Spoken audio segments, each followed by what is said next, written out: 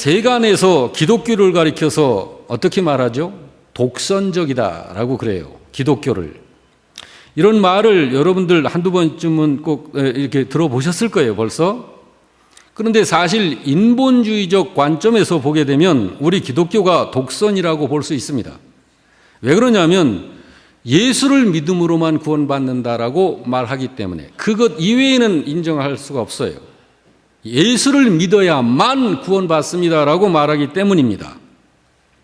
하여튼 세간으로부터 왜 기독교인들 너희들은 그렇게 독선적이냐라는 말을 듣고 있음에도 불구하고 우리는 예수님만이 유일한 길이요, 유일한 진리요, 유일한 생명이라고 우리는 외쳐야 하고 그렇게 말할 수밖에 없습니다. 왜 그러냐면 진리는 둘이 아니고 셋이 아니고 진리는 하나이기 때문입니다. 여러분, 진리가 뭔가요? 우리 진리 한번 생각해 보시기 바랍니다. 진리는 하나님의 말씀만을 진리라고 그럽니다. 성경은 하나님의 말씀이죠. 아니, 성경만이 그러므로 하나님의 말씀입니다. 성경만이 하나님의 말씀임을 믿으시면 아멘 하시기 바랍니다. 성경만이 하나님의 말씀이고 하나님의 말씀만이 진리입니다. 그 하나님의 말씀인 진리의 말씀인 요한복음 14장 1절에 예수께서 이런 말씀을 하셨어요. 자, 1절 다 같이. 너희는 마음에 근심하지 말라. 하나님을 믿으니 또 나를 믿으라 라고 말씀을 하셔요. 왜 이 말씀을 하셨느냐면 제자들이 그때 당시 근심하고 있었거든요. 왜 그러냐면 너무너무 좋으신 예수님이 그것도 벌써 한 3년 정도의 시간이 지났는데 예수님께서 그 제자들에게 말씀하시기를 예수님 자신이 제자들로부터 떠나가실 거라는 이야기를 하시는 거예요. 예. 그 말씀이 요한복음 13장 33절 이하입니다. 같이 읽어볼까요? 내가 아직 잠시 너희와 함께 있겠노라. 너희가 나를 찾을 것이나 일찍이 내가 유대인들에게 너희는 내가 가는 곳에 올 수 없다고 말한 것과 같이 지금 너희에게도 이르노라. 시몬 베드로가 이르되 주여 어디로 가시나이까? 예수께서 대답하시되 내가 가는 곳에 네가 지금은 따라올 수 없으나 후에는 따라오리라. 베드로가 이르되 주여 내가 지금은 어찌하여 따라갈 수 없습니까? 그래서 마음에 근심을 하고 있는데 그 제자들에게 주께서 하신 말씀이 니들은 마음에 근심하지 마. 하나님을 믿으니 또 나를 믿어. 라고 말씀을 하시는 거예요. 여러분, 예수님께서 이 말씀을 하신 것이 왜 이 말씀을 하셨는지가 이제 이해가 되시나요? 왜 너희는 마음에 근심하지 말라고 하셔요? 예수 자신이 제자들에게 그 길이기 때문에 니들이 나를 믿고 있잖아. 내가 길이라니까. 너희들한테는 길이 있어. 그러니까 염려할 게 없는 거야. 라는 이야기를 하시는 거예요.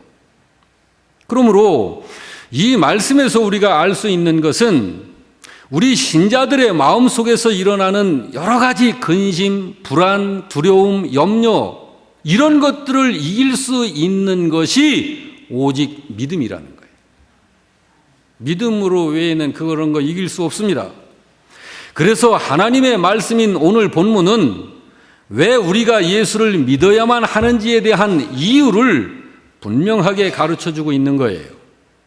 예수님은 자신이 제자들의 곁을 떠나는 것은 처소를, 영원한 하늘 처소를 예비하러 가시는 것이며 가서 처소를 예비하면 다시 오셔서 믿는 자들을 영접하여 예수님 계신 그곳에 그 믿는 신자들도 있도록 하시기 위해서 가시는 것이다 라고 제자들에게 일러주고 계시는 거예요.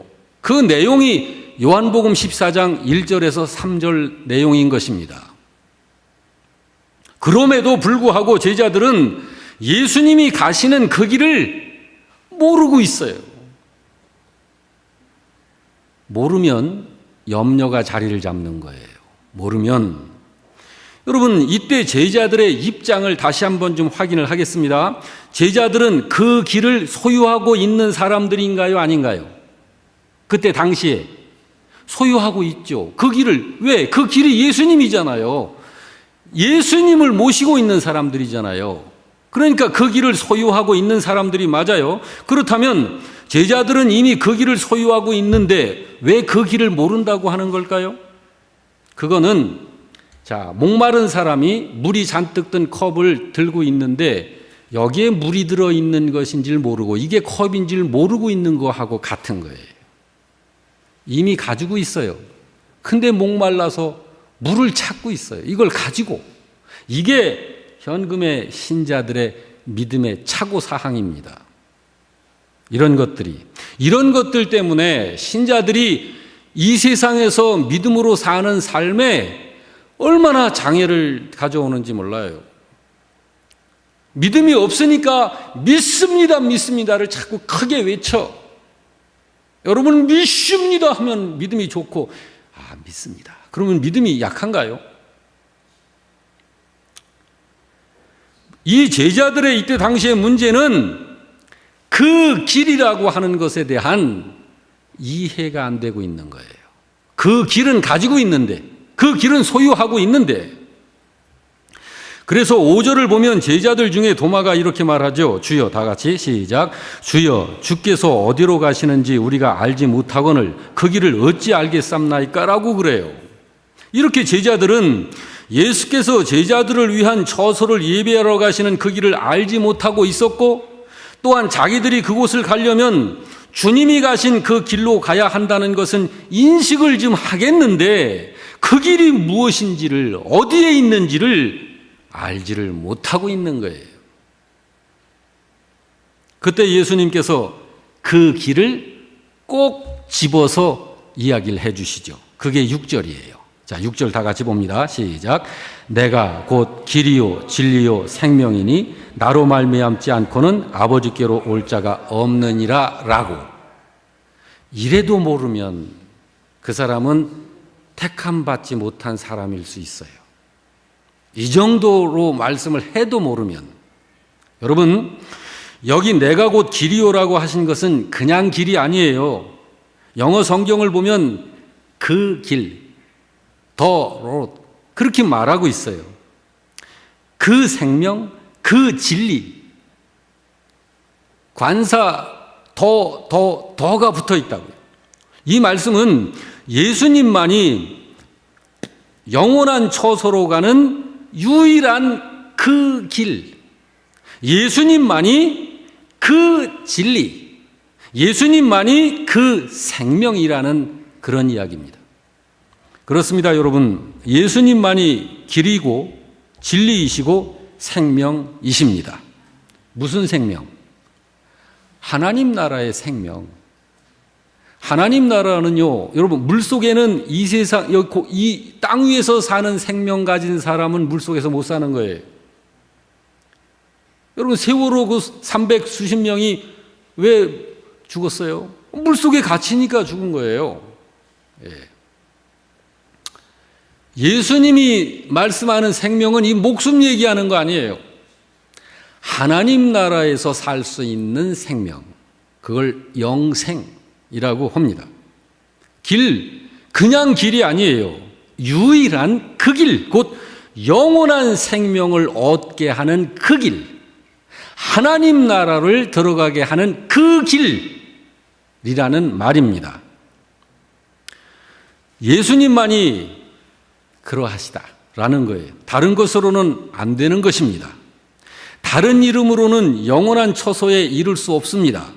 다른 신으로는 그 하나님 나라, 천국, 불교에서는 극락세계라고 표현을 하는데 좋습니다. 극락세계, 예수님으로 하지 않고서는 극락세계에 이를 수 없습니다. 다른 그 무엇으로는 영생 얻을 수 없습니다. 여러분, 하나님께로 가려면 오직 예수님을 믿음으로가 아니면 하나님께로 갈 수 없습니다. 그래서 예수님은 하나님께로 가는 길입니다. 영생을 얻으려면 오직 예수님을 믿지 않으면 얻을 수 없어요. 그래서 예수님은 영생을 얻도록 하는 길입니다. 죄 용서, 오직 예수님을 믿지 않으면 죄를 용서받을 수 없습니다. 그래서 예수님은 죄 용서를 얻는 길이십니다. 예수께서 바로 그 길이십니다. 여러분, 예수님 믿으면서도 우리들이 예수님 믿으면서 신자 신분으로 세상을 살죠. 인생을 살죠. 우리들 어떻게 살죠? 열심히 삽니다. 제가 이렇게 보면 정말 여러분들 열심히 사세요. 얼마나 사회가 그렇게 살지 않으면 못 살도록 돌아가는지 정말 여러분 예배에 빠지지 않고 항상 예배를 사모하시니까 오시고 싶으신 마음이 항상 있지만 여건과 상황이 예배 오지 못할 상황으로 세상은 돌아갑니다. 여러분, 지금 우리 4년 정도 전에 4, 5년 전 그 전에 지금 우리 주일 11시 예배를 드리는 현재 요 인원이 수요일 예배도 지금보다 많았어요. 수요일 예배도. 그런데 여러분, 예배에 수요일 예배, 요즘 수요일 예배 10분 정도 되실까 그래요. 왜? 그렇게 뭐 여러 가지 이유 원인들이 있겠지만 그 중에 하나가 세상이 지금 가는 세상의 모습이 그렇게 우리로 하여금 지나치게 바쁘게 살지 않으면 살 수 없는 세상의 모습으로 돌아가요. 여러분, 예수 믿으면서 신자 신분으로 그렇게 열심히 인생을 사는데 그렇게 살아도 어느 때는 막다른 골목에 도달할 때가 있어요. 신자이면서 신자이지만 그럴 때는 길이 없는 것 같아요. 길이 안 보입니다. 좀 그럴 때 뭘 느끼죠? 절망감을 느끼죠. 언제 그렇습니까? 자, 예를 들어서 사업을 하신다. 그럼 국가 어떤 경제 위기 상태에 빠져가지고 금융기관에서 싹 모아들이든지 아니면 꽉 묶어버리든지 돈을 어떻게 마련할 길이 탁탁탁 막혀버리면 부도 상태에 들어가는 거예요. 이럴 때 여러분 얼마나 절망감 느낍니까? 방법이 없어요. 그런데 여러분, 그때의 길은 뭘까요? 그 길은, 그런 길은 끝까지 막혀 있다 해도 하나님 나라 들어가는 데는 아무 상관이 없는 길일 뿐이에요. 그럼에도 불구하고 여러분, 신자들에게 그런 길이 보이지 않을 때에도 예수님은 우리 신자들에게 길이 되어주시는 분이십니다. 예수님은 신자로서 믿음을 가지고 이 세상을 살 때 세상의 모양새 때문에, 세상의 상태 때문에 어떤 절망감을 가질 수밖에 없는 그런 신자들에게 길이 되어주시는 분이십니다. 그리고 주님을 알지 못하고 정말 하나님을 알지 못하는 사람이라 할지라도 세상을 살면서 그런 절망감 상태에서 그렇게 인생을 찾질 못하고 잃어버린 그런 사람들에게 또한 예수님은 인생의 길이 되시는 분이십니다. 여러분, 범죄한 우리 인간들은요, 우리가 아무리 신자라 해도 자기 스스로의 힘만으로는 잃어버린 인생을 찾을 수 없습니다. 왜 그러냐면 아담 이후 우리 인생들은 하나님과 관계가 단절되어 있기 때문에 하나님의 지혜가 공급되지 않는 것입니다. 하나님의 지혜가 공급이 안 돼요. 그러면 인간의 지혜밖에는 안 남거든요. 인간의 지혜로는 세상을 살 수 없어요. 그렇기 때문에 사람은 하나님의 도우심이 없이는 살 수 없는 존재가 되는 거예요. 여러분, 우리나라에서 굴지에 가장 이 재력이 막강하다는 삼성그룹의 회장은 산 사람인가요? 죽은 사람인가요? 영혼의 세계에서 보자고요. 죽은 사람이에요. 그는 이 인생을 못 찾은 거예요. 죄인이 된 우리 인생들은 그래서 인간만으로는 하나님 앞에 나올 수 없습니다. 그래서 구약 성경을 보면 하나님의 임재를 상징하는 언약궤를 들여다본 사람이나 언약궤를 만진 사람은 그 자리에서 죽습니다. 왜냐하면 죄인은 하나님 앞에 나아갈 수 없기 때문입니다. 그런데 예수님이 십자가에 달려 죽으심으로 그 문제를 해결해 주신 것이죠. 예수님이 십자가에 달려 죽으신 것은 우리를 하나님 앞에 다시 나올 수 있는 자가 되도록 회복시키시기 위한 죽으심을 대신 죽으신 거예요. 성경이 그 사실을 말씀하고 있지 않습니까? 베드로전서 3장 18절 다 같이 그리스도께서도 단번에 죄를 위하여 죽으사 의인으로서 불의한 자를 대신하셨으니 이는 우리를 하나님 앞으로 인도하려 하심이라고. 그래서 우리가 하나님께로 나아갈 수 있는 새롭고 산 길, 생명 길이 열린 것입니다. 그래서 6절에 예수께서 이르시되 내가 곧 길이요 진리요 생명이니 나로 말미암지 않고는 아버지께로 올 자가 없느니라라고 말씀을 하신 것이고, 사도행전 4장 12절에서도 말씀하죠. 다 같이 천하 사람 중에 구원을 받을 만한 다른 이름을 우리에게 주신 일이 없다라고 하신 것입니다. 그렇습니다, 여러분. 죄를 범한 인간이 하나님께로 나아갈 수 있는 유일한 길은 오직 예수 그리스도밖에 없습니다. 왜 그럴까요? 그건 하나님의 권위, 하나님의 권세, 하나님의 결정입니다. 그게 하나님의 결정을 불의하다고 바꿔놓을 자가 누가 있나요? 없습니다. 하나님께서 하나님의 아들 예수로 하여금 십자가 위에서 우리의 모든 죄와 허물을 담당하시고 죽게 하심으로 우리의 죄값을 100% 전부 지불하도록 하셨어요. 그 결정과 그 일을 완수하신 것이 하나님께서 하신 일입니다. 세상 사람들은 예수님을 통하여서만 하나님께로 나아갈 수 있다는 이 사실에 대하여 왜 예수님만이 유일한 길이냐고 따지고 들죠.